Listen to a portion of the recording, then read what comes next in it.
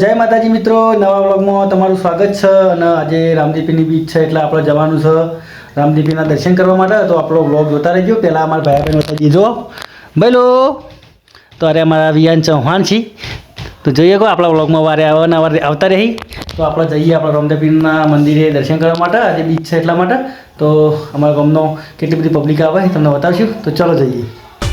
બીજ આવે એટલે ગાડીનો સેલ રણોજા વાગે અને ગાડીમાં ખાસ તમે બધાએ સાંભળ્યું છે, તમે બધાએ બહુ સપોર્ટ અને તમે બધાએ બહુ વધાર્યું છે, એના માટે ખાસ કહું છું. એટલે એન મારા રણોજાવાળા હોમાબેનને યાદ કરી